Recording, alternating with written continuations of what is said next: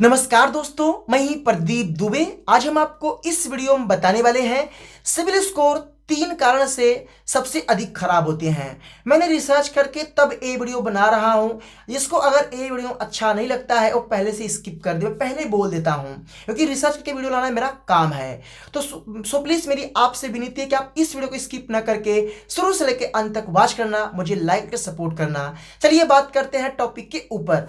पहला, अगर आप कभी भी लोन लेते हैं तो आप ऐसे कंपनी से लोन लेना जो कंपनी जो है पहले से अच्छा काम की हो, और उसका पहचान करने के लिए आप लोगों का रिव्यू पढ़ सकते हैं और इसके बाद वो कंपनी किस टाइप से लोन देती है और वो कंपनी कितनी पुरानी है और वो कंपनी जो है एनबीएफसी रजिस्टर है कि नहीं है, ये चीज़ें आप चेक कर सकते हो। गूगल में आपको सारी चीज़ें मिल जाएगी। आप वहाँ से उस कंपनी का कौन लैंडिंग पार्टनर है, आप चेक किए बिना उनसे लोन ना लें, भविष्य में आपको दिक्कत हो सकती है। अगर आप ये सावधानी नहीं देते हैं तो आपकी सिविल खराब 100% होगी। अगर आप कोई EMI मिसमैच करते हैं, आपको पता है कि EMI तो कभी कभी कोई भी कर देता है, पैसों की दिक्कत आ गई तो लोग कर ही देते हैं, चाहे वो कितना बड़ा क्यों ना हो। दिक्कत सबके पास आती जाती है। और जो जनरल कंपनी होती है आपको एक टाइमिंग देती है, जैसे बैंक हो गया, एक टाइमिंग देती है।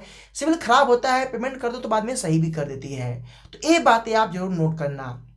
दूसरा, कभी भी आप लोन लेते टाइम सबसे पहले, चाहे वो लोन आपका 1,000 का हो, चाहे 10,000 का हो, चाहे 1 लाख का हो, चाहे जितने रुपए का हो, उनके टर्म एंड कंडीशन जरूर पढ़ें। अगर आपको पढ़ना नहीं आता है, जो आपकी लोन को अप्लाई कर रहा है, आप खुद से अप्लाई कर रहे हैं ऑनलाइन, तो आप उस एग्रीमेंट को अच्छे से स्क्रीनशॉट लेके या तो आप साइबर कैफ में चले जाएं या किसी के पास उसके बारे में ज़्यादा कुछ नॉलेज है या आपको नहीं समझ में आता है तो आप स्क्रीनशॉट लेके हमें ईमेल करें। उनके टर्म एंड कंडीशन को रीड करेंगे, अच्छे से चेक करेंगे, जिससे कि आपको बताएंगे।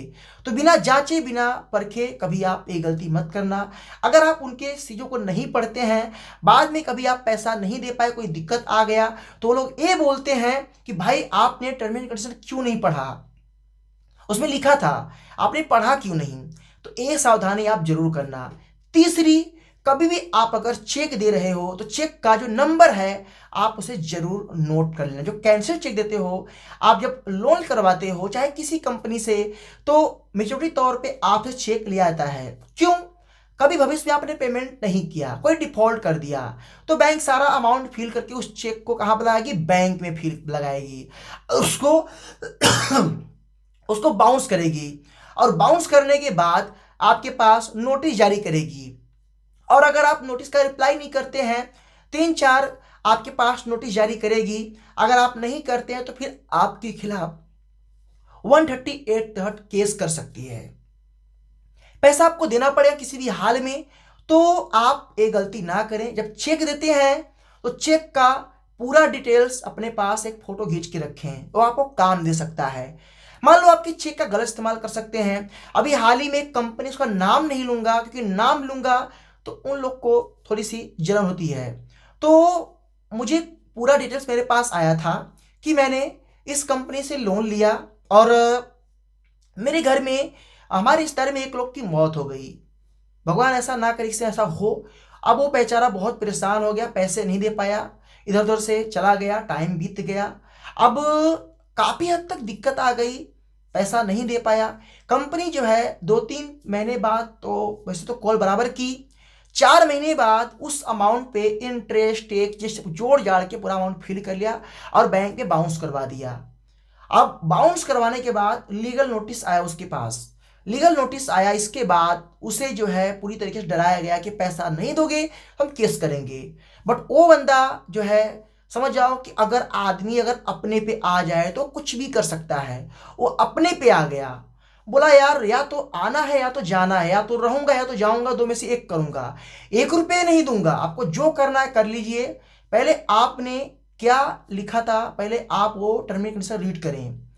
जब आप मेरे चेक को बाउंस किए हैं, पहले तो कंपनी अगर आपको चेक को अगर बैंक में लगाती है, अगर आप पैसा नहीं देते हो तो कंपनी आपको इंफॉर्मेशन ईमेल या मैसेज थ्रू आपको देगी या तो कॉल करेगी, बताएगी कि मैं आपका चेक लगा रहा हूं, आप पेमेंट करो।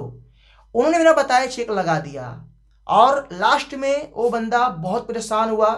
फिर एक वकील से बात किया और वकील से बात करने के बिहाफ पे उसने जो है कंज्यूमर कोर्ट में जो है क्लेम किया। कि इन्होंने बिना टाइम के समय इन्होंने हमारे चेक को लगा दिया और उसे वहाँ से पूरा पूरा बेनिफिट मिला और कंपनी को झुकना पड़ा। दोस्तों, कभी भी आप चेक देते हो तो चेक हमेशा आप लोग उसका फोटो जरूर रखें, क्योंकि चेक से और सिविल का बहुत कनेक्शन है, इतना याद रखना। जो लोग नहीं समझते हैं उनको मैं समझा देता हूं। चेक बाउंस हो जाने के बाद सबसे पहले आपका जो केस है वो 138 बन सकता है। इसके बाद कंपनी चेक तो बाउंस लगाएगी प्लस आपकी सिविल को पूरा तरह से गिरा देगी। तो ये सारी चीजें अगर आप याद रखोगे तो आपकी सिविल कभी नहीं खराब होगी, ना आप कभी डिफॉल्टर बन पाओगे, ना कभी प्रॉब्लम में आ पाओगे। कहीं भी आज तक बता रहा हूं कि लोन लेना अपराध की श्रेणी में नहीं आता है। आप अगर फेक डॉक्यूमेंट देके लोन लेते हैं तब वो अपराध कहलाता है, क्योंकि लोन जो होती है वो बैंक और कस्टमर के बीच की एग्रीमेंट होती है।